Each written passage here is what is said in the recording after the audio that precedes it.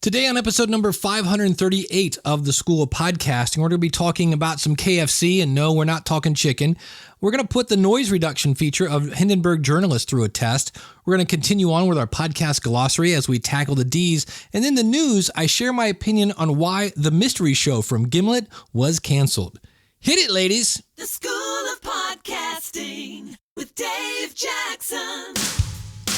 Podcasting since 2005, I am your very own personal podcast coach, Dave Jackson, thanking you so much for tuning in. I mean that, really, seriously. I'm very, very thankful that you are here. If you're new to the show, I help you massage your message. I help you tackle the technology. I help you face your fears, flatten that learning curve, and get you on the road to pain-free podcasting. Our website is schoolofpodcasting.com. Use the coupon code LISTENER, that's LISTENER, and save a bunch when you sign up either on a single course or go for the whole bundle. Again, coupon code LISTENER. Just go to schoolofpodcasting.com/start. I've been playing off and on. In fact, I'm using it right now. I'm recording this in Hindenburg Journalist. They just came out with a new version. I'm using a Audio-Technica ATR 2100. That's it. No big boomy processor this week. Just the tools built into Hindenburg. And they came out with a new version, and it's got a noise reduction feature in it. And I've got a little example here to show you what it sounds like. All right, so I'm going to purposely record this very, very low. It sounds weird, but in audio, you go up to 0, and I'm at minus 30. You're supposed to be at minus 12. So this is very, very quiet. I'm going to boost this up. But I'm going to shut up, and if you listen, there's a high pitch and a lot of hiss. So if you're in your car, you're probably not going to hear this, but I'm going to shut up for a second. And now I will, read, how about Mary had a little lamb. Its fleece was white as snow. Now it's about a quarter of the way up. And everywhere that Mary went, it's about halfway up now, the lamb was sure to go. Go ahead and turn it up to 3/4 of the way. There we go. It followed her to school one day, which was against the rules. Now go ahead and turn it all the way up. And everybody looked at her and said, "Wow, you smell like sheep crap." So there we go. So now I'll turn this back all the way off. And now I will shut up and turn it about where it was working good, which was about, 10 o'clock. So there you go. And if you go, wow, that sounded horrible, that was the whole point. I purposely made that sound bad and then tried to take the hiss and the yee out of it. And the other thing that the new version does is it allows you, when you export and you're ready to get your geek on, there's a setting called LUFS. And especially in the UK, it is a certain volume level that you're supposed to try to adhere to. And they now have the ability to export at minus 23 and minus 16 LUFS. Now, the interesting thing is you can't do minus 19 LUFS mono, which technically is supposed to be the spec, but you can do minus 16. So the fact that it tries to bring in things at the right level when you bring them in, and again, if you bring in something extreme where something's really, really bad, it will do its best, but it's not a miracle worker. And then as you export, it tries to kind of, again, bring everything up to the proper level. So it really does take a lot of the guesswork out of it. And their noise reduction is simply one knob. It kind of listens to your file, and the more it listens to it, the better it gets. And then you just turn up how much do you want. And you heard there at the end when I was all the way on, I sounded kind of margled. I think I just made up a new word. I was margled. It's kind of half garbled and half mangled. It's margled. There you go. Add that one to the Urban Dictionary. And so you turn it back into where it doesn't sound bad, and that's how you do it. It's really that simple. Hey, speaking of noise reduction and LUFS and volume levels, you know who can take care of that for you? Danny and Aaron Osment over at emeraldcitypro.com. The website you want to go to is emeraldcitypro.com/SOP. What they do right now, you can get 4 episodes for $15 per episode, and then after those 4, the price goes up to $40, but even that is a steal. And I emailed Danny, I go, what are they actually getting for $15? You want to have your intro and outro added and any advertisements? Done. How about removal of ums and your nose? Done. Any kind of mistakes? Done. Taken out. Noise reduction? They can get super duper, just removing any kind of hiss or any kind of wind noise or air conditioning. They're also going to improve your volume levels and your ranges, and your tracks are just going to sound awesome. Your ears are going to be going, ah. Why? Because they're going to apply EQ and mastering. And then when it's all done, they're going to encode your podcast file at a suitable file format that will download quickly and still sound great. For more information, go over to emeraldcitypro.com/SOP. But wait, there's more. That's right. Once a month, Danny does a webinar where you can go over and discuss how to use the equipment that you already have in terms of editing, mixing, and mastering your content. All you have to do, go over to emeraldcitypro.com/SOP. That's emeraldcitypro.com/SOP.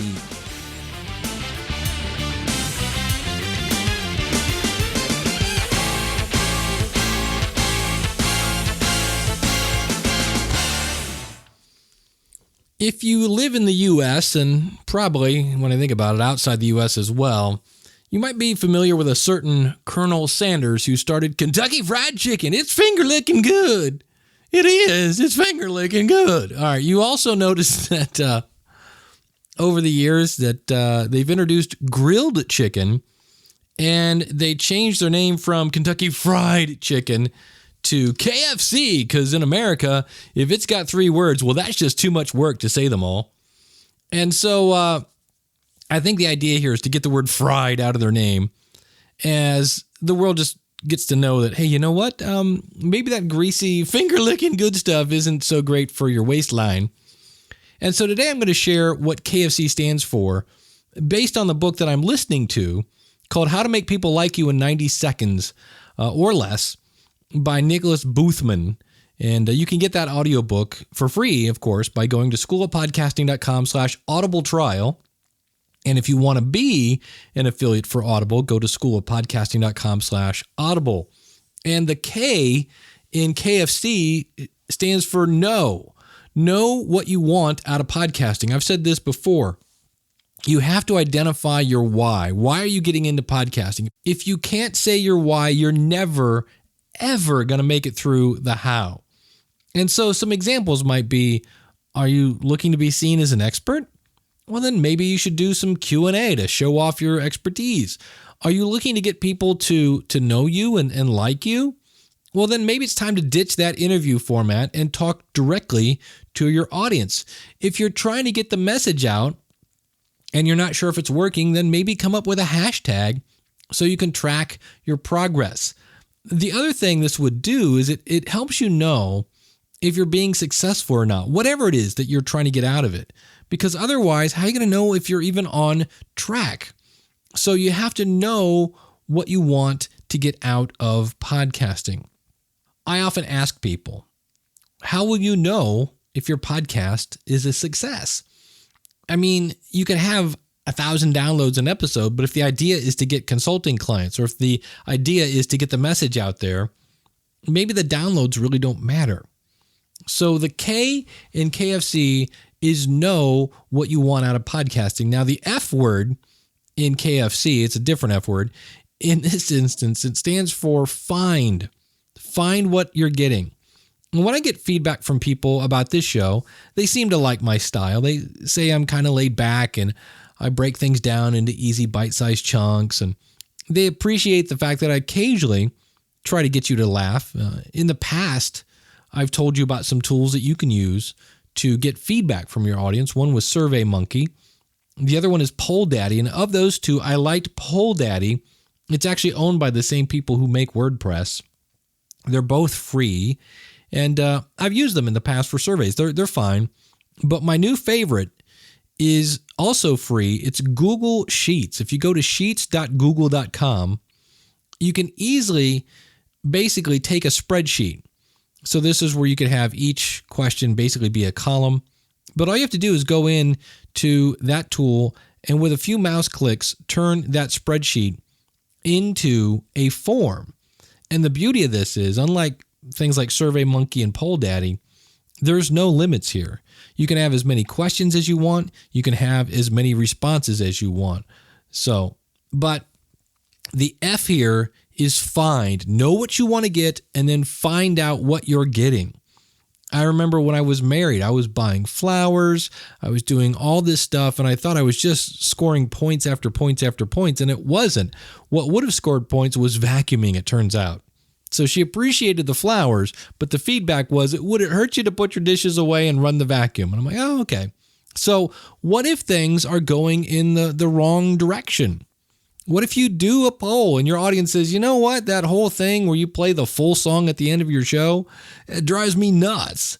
Okay, well then you have to figure out, is this something that I'm married to, that I really want to do in my show, or what's going on? Well, you've heard me quote the ever popular Ryan K. Parker of Food Craftsman for many years. Go ahead, Ryan. No one will punch you in the face. That's right. I quote that because it's true. No one will punch you in the face if you change your podcast. In fact, look at any long-running series on TV. Think about it. Now, granted, some of those literally jump the shark after a while, but you're going to see how things evolve. You can't just keep doing the same thing over and over and over. And what's great with podcasting is you can do the same topic, but with different viewpoints, different technologies maybe pop up, different guests, all sorts of different ways to spin the same subject many, many ways. But when it comes to doing things over a long time, many times things change because what they found out in TV was that their ratings were going the wrong way. And they usually brought in a small child to help raise the ratings, which usually was the kiss of death in most sitcoms and TV shows. Now, it takes a little courage to be able to ask for feedback, because not everybody's going to give you the feedback you want to hear. But if you go back to the beginning, right, when you know what you're looking for, this is what I want out of podcasting, then you're going to be able to tweak your podcast to get what you want. And in the end, if you think about it, if it's based on listener feedback, you're going to give your audience what they want. So basically, the C in KFC is know what you want out of podcasting. Find out what you're getting, because otherwise, what's the point? Quit guessing and going, well, I don't know. I think somebody's down. Well, okay. And then the C one is change. Change whatever you're doing to readjust it to get you to where your podcast is delivering what you want, and more importantly, what the audience wants. And that's one of the things that you have to think about, is what you want going to be in alignment with what your audience wants. Can you do that? And that's where you may find out after the feedback that, hey, you know what? This isn't going to work. You might be doing a podcast about science fiction and you're talking about Star Trek and Star Wars and Battlestar Galactica, and the goal is to get more real estate business for your cousin.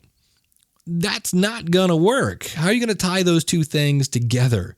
So you have to know why you're getting into podcasting, find out what you're getting, and then change whatever it needs to change. The other thing I should say there is, if your audience wants you to talk about, let's just use colors. Your audience wants you to talk about blue, but you started the podcast to talk about red.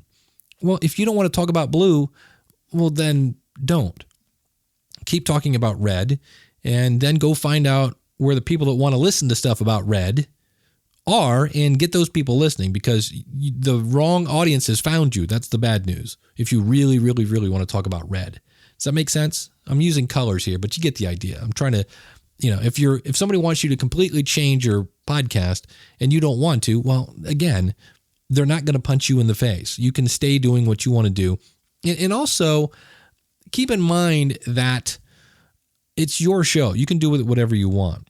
But sometimes we get frustrated because we're not getting what we wanted out of it. Well, find out what you're getting.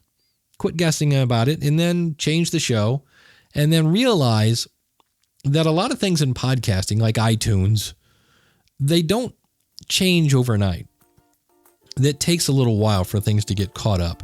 And so when you change artwork, sometimes it's supposed to take 24 hours. It might take 48 and things of this nature. So it might take, a month after changing things, and then you pull them again.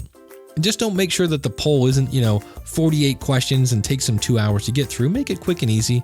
And if you really want people to participate in a poll, throw in something like an Amazon gift card or something like that. But that is the KFC of podcasting. Know what you want, find out what you're getting, and change what you're doing until you get what you want.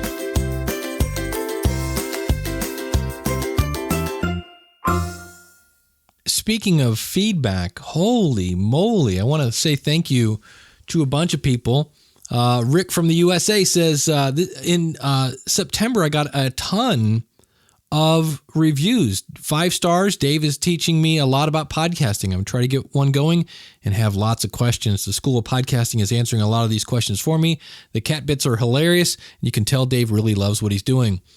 Oh boy. In Yang from the USA says, Dave focuses on podcasting, which is expected by going by the name, but not always the case with some other shows. There's always at least one actionable piece of info, some sort of tip or suggestion in each episode to take away. I started using the podcast interview wizard on a review I heard on the show. The School of Podcasting is now my regular weekly listen. Keep up the good work, Dave. And this is from the Yin Yang. Oh boy, I'll put a link to this in the show notes. It's INYANG EFFIONG show. So I will put a link to that out in the show notes. I'm going to say Yin Yang Effoing. Boy, I'm butchering your name and I'm so sorry. So email me, dave@schoolofpodcasting.com. Tell me how to pronounce your name. But I'm glad they put their URL. So I will put that in the show notes, schoolofpodcasting.com/538. Yet another one from the Triangle Technical says, I've been listening to Dave for something like 4 years now. About as long as I've been podcasting. I've listened to most of the other podcasts about podcasting, but Dave is the only one that I listen to regularly. I hate that word. Always informative and always has value. And when I sent him an email a while back, he responded with a video. How cool is that? Yet another one from Samira. Instant subscription. 2 words. How cool is that for a review? So thank you for that. Really love that. Yet another one. There are a bunch. I mean, it just went on. This is from Luann Nigara. You know what? We're just going to start using first names. How's that? Just simply thank you to Dave for all that you do for the platform of podcasting and for us, the podcasters out here learning from you every day. Well, thank you, Luann.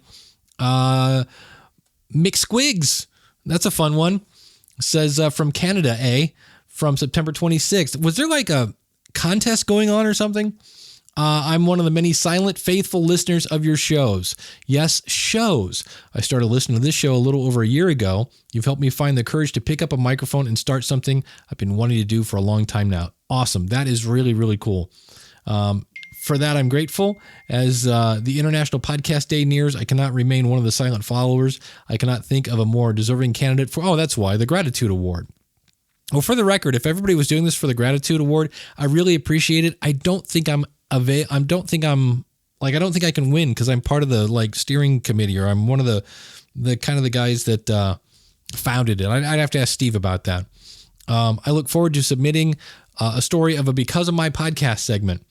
So yes, McSquigs from Canada. I definitely wait for that. Maybe that's where they came from. But last but not least, Ms. Val says, my girlfriends and I run a fan site and decided to do a podcast several months ago. We purchased our microphones, bought our hosting, and prepared our site to house a podcast. Your advice gave us the courage to just hit record. That's it. Not just the technical aspects of it.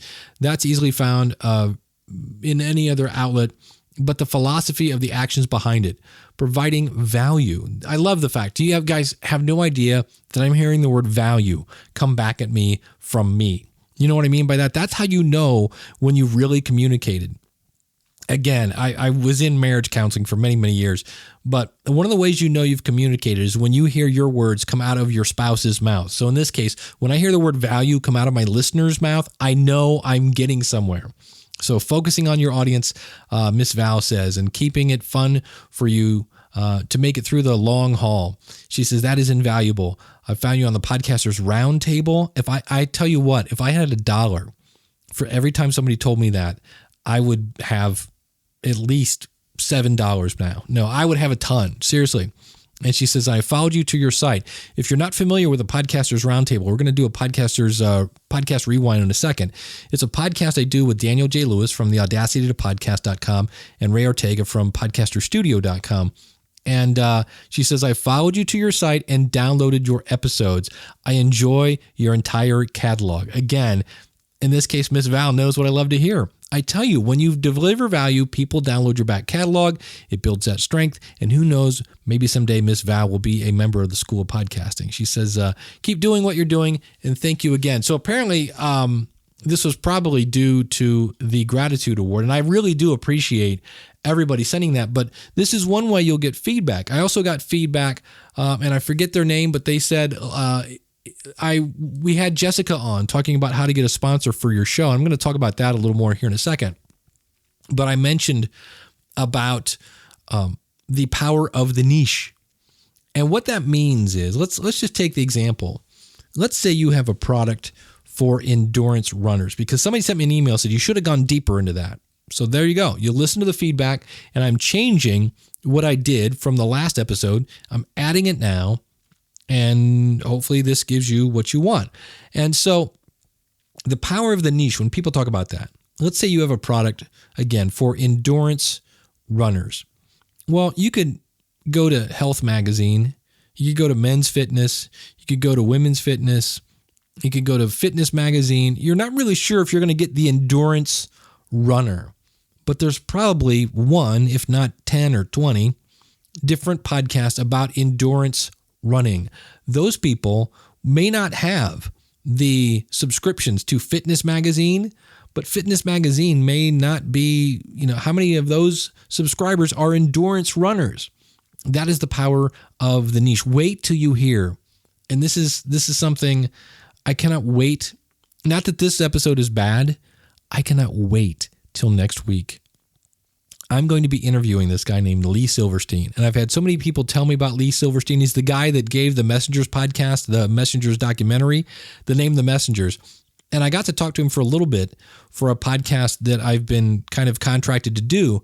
Lee is an amazing dude. Wait till you hear the power of the niche, because this guy does a podcast that is so super niche, and he's got not one, not two, but 3 sponsors. Now, speaking of that, recently we've been talking a fair amount about sponsorships, so I do want to restate something that I didn't say in those episodes, and it's really, really important. You ready? You don't have to make money with your podcast. I'm just saying. We talk about that because a lot of people do, but you don't have to, if you are just doing this, I know people that have done this simply to build their confidence in talking. You do want to make money with your podcast. What you might want to do is, instead of trying to find the big giant funnel of money, what you can do is try to have multiple streams of income. And so earlier in the year, I was trying to get these big giant paychecks, and it didn't really fit my style. And so what I've done is I've readjusted some things at the School of Podcasting, and I've tweaked some other things that I'm doing. And here's one of the things that has now come about. I've relaunched, basically, this was back in 2002, maybe, an old website, coolerwebsites.com. What this is it's basically, can I tell you the truth here, just between you and me? It's GoDaddy. It's really just GoDaddy. I'm a reseller for GoDaddy. And in the past, I've talked about Bluehost. I have a couple websites on Bluehost. I have many websites on HostGator. And of those two, I prefer HostGator, which is weird because they're actually owned by the same company behind the scenes. But I had a friend of mine come over. I think he said he was 68, and he wanted to launch a website, wanted to know if I knew anything about, WordBook or FacePress or whatever it was. And I helped him launch his website. But in the process, there was a little hiccup. And to make a long story short, Bluehost took about 90 minutes to get I was on the chat and he was on the phone, and it took a while to get that resolved, and it really wasn't that big a deal. And over the years, again, I'm a huge HostGator fan, and that's not a bad choice. Bluehost is not a bad choice either. The problem is when things go bad, you want somebody to kind of help pick you up quickly. And even HostGator, what used to be 3 to 5 minutes to get on their live chat, is slowly taking 5 to 20 minutes to get someone on the chat. And so I'd heard, I think it was Mike Dell from Podcast Help Desk talk about GoDaddy. And so I put a website on GoDaddy's service. I'd heard really nasty things about GoDaddy in the past and went over and tested it, did some Google searching. And really every media host is going to have somebody telling you they're the devil. But I have a bazillion domain names. I mean, I have over 100 domain names probably if I went in and looked. And over the years, GoDaddy called me to explain to me how they could save me money. Thus, they explained to me how I could give them less money, which seems really weird for a business to do. But there was no catch. They just saw my current situation, and there was this like domain buyers club thing you could get on, and I get all my domain names for about $8 a piece because I buy them in bulk. And so I was looking at some things. I saw they had a reseller account. I can actually buy domains now cheaper. And I can then, if somebody needs hosting, I can sell hosting. So it's me selling it to you, but in reality, it's just, it's GoDaddy behind them. And the reason I chose this, I was won over by their support because again, really, Bluehost, HostGator, GoDaddy, when things are going great, there's no difference. But I was won over by the support. So as I was looking into this, many times when I go to GoDaddy's site, their chat system pops up before I even have a question. And when I call them, I get somebody on the phone in super quick time. In fact, the one time, the longest I had to wait, it said your wait will be, I think it was 9 minutes. And instead of waiting on hold, I hit a button and they called me instead of me sitting there listening to really bad hold music. So if you're looking for hosting, you might want to check out coolerwebsites.com. In fact, if you go to schoolofpodcasting.com/hosting, I've actually set up a package that I think is great for podcasters. And what it is, it's media hosting for WordPress. And you can actually have 2 websites on it.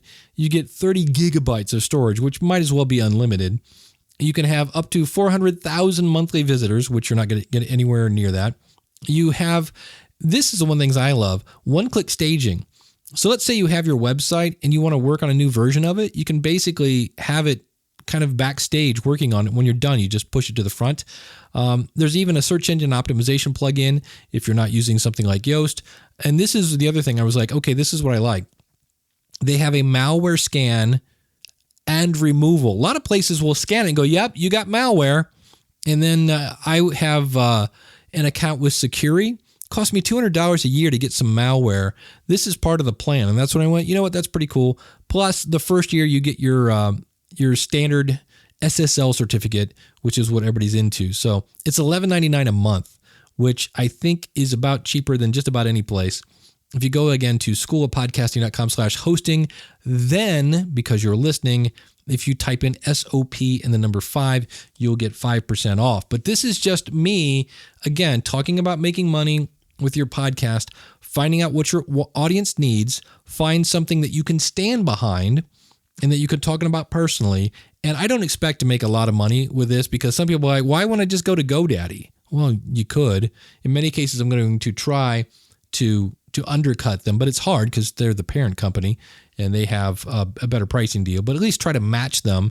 And this might bring in, again, just another additional stream because I know a lot of people who need websites. So if you're interested in that, check it out, coolerwebsites.com, and think about that for you. Instead of trying to sell $1,000 course, maybe you could sell a bunch of courses that are much cheaper. I've done that at the School of Podcasting. Somebody asked me, they said, I don't really need all the courses at the School of Podcasting. Well, maybe I didn't mention this when it opened up in October. You can now buy them a la carte. So if you just want the course on making money with your podcast, you can do that. If you just want the course on how to organize your podcast using Evernote and file management and things like that, you can do that. So again, maybe that's the theme of this show. Don't be afraid to tweak and change things. In case you missed it, it's time for a podcast rewind. I was on the It's All Journalism show, which is, as was Chris Curran was on episode 221. Chris Curran from the Podcast Engineering School show. And this is on, you can find it at itsalljournalism.com. It's all about, well, as you might imagine, journalism. And I was there talking about podcasting.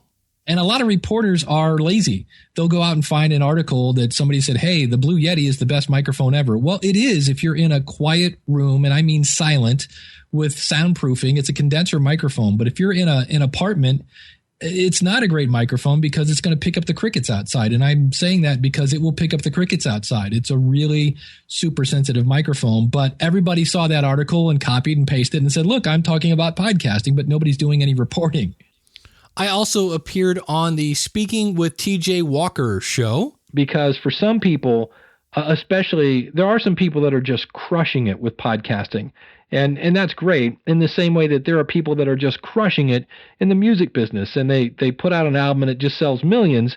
But for that one person that's selling, gold and platinum records, there are hundreds, if not thousands of people that put out an album and it goes nowhere because, well, maybe that's just not impacting with people. So you have to realize, how am I going to know if this is successful? Is it a number of downloads? Is it the amount of people that comment on a show? Is it the amount of times I get asked to be a speaker at an event? Or is it the number of input I get from my audience on making a new product? How am I going to know if it's a success? Because otherwise, how do you know if you're doing it right? And as I mentioned earlier, I also appeared on the Podcasters Roundtable where we were talking about putting together your podcast studio. You can see Dave as Papa Smurf, and it's because his white balance is off and he can't get access to the manual control app of his computer. So that's what he's referring to. Wow. La, la, la, la, la. There we go. No, just no. Daniel's favorite show of all time. Oh, we always have a good time on that show. We actually did talk about microphones and setting it up and things to consider when setting up your studio. You can find that at podcastersroundtable.com. And I do get a lot of people that find me on that show and then come over here. And likewise, I just talked about Ray Ortega from podcasterstudio.com and podcastersroundtable.com and Daniel J. Lewis from the Audacity to Podcast. And it's a great show. Check it out, podcastersroundtable.com. And if you're a regular listener to the show, I've been trying to eliminate some of the jargon that we use in our podcast, and we're going to cover the D's in this episode. And the first one is double ender. You'll hear somebody say, well, just do a double ender. This is a recording strategy, and in this instance, each participant records their side of the conversation, and really, you could call it a multi-ender because this could be 2 people, it could be 3 people, 4 people. Everybody records their side of the conversation. Then all the files are sent to one person who assembles them into one file. Now, why do you do this? Well, in some cases, it makes it easy to edit out things like background noises. If somebody coughs or if the dog barks or things like that, you can edit it just out of that person's track. And in the end, it delivers the best quality. On the flip side, it takes a lot more work and skill to do that. So you'll hear people talk about double ender. You can also call it a multi-ender. The other one, dynamic microphones. Well, to talk about dynamic microphones, we're also going to talk about condenser microphones. And here again, I'm not going to get into the super nitty-gritty details of this. I'm just telling you what you need to know. And that is a dynamic microphone tends to pick up what is right in front of the microphone. And basically, condenser microphones tend to pick up what's right in front of it as well as anything else in the room. Now, a condenser microphone often will have a clearer sound, a little more high end to it maybe, but due to its ability to pick up more subtle sounds in the room, it's often not a good choice for podcasters. So in this case, a dynamic microphone is what I recommend. I'm using one right now, the Audio-Technica ATR 2100, the AT 2005, the Samson Q2U. All those are under $100. I'm usually using an Electro Voice RE320. That's around $300. Those are all dynamic microphones. And here's a fun story. We'll take a quick tangent here in the middle of the D's. be very, very careful around eBay. I was on eBay and just kind of checking around to see what used gear was going for. And I saw a Heil PR40. Now, if you've never heard of the Heil PR40, for a while it was like when you said Heil PR40, you would hear like...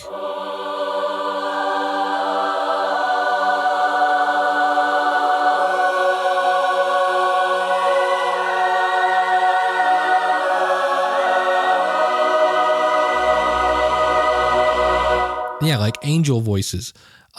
So many people use this microphone. And I saw one for $200 is the lowest bid. And I'm like, well, I'll do that because they normally go about $375, maybe a little less. And I thought, because nobody's going to sell this thing for $200. Yes, they did. So I now own a Heil PR40 and am $200 less in my pocket. So be very, very careful about playing with things on eBay because you just might win. But you do know now that in the future, we'll have yet another, which one sounds better, microphone 1 or microphone 2 coming in our future. Going back to the D's of our jargon list here, dynamic ad insertion. This is a process where a pre-recorded advertisement is inserted into your audio file. This technology can take an advertisement and put it into you or anybody's back catalog. And it sounds impressive. The results, though, due to its disruptive feel, often leads to less than desired results. I was listening to Jay Moore, who I like his show. He was interviewing Sugar Ray Leonard, and he literally, I think it was something like this. He said, "What boxer hits you the hardest?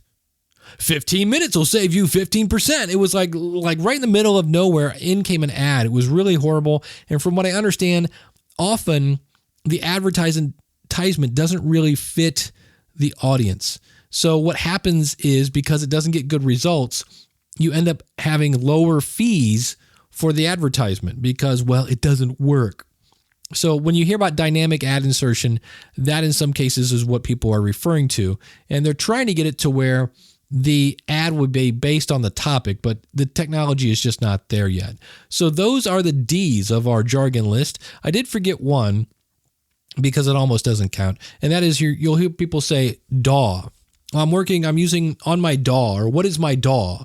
And really, I just say, well, DAW is what you say when you see a puppy, right? You go, DAW. But it actually stands for Digital Audio Workstation.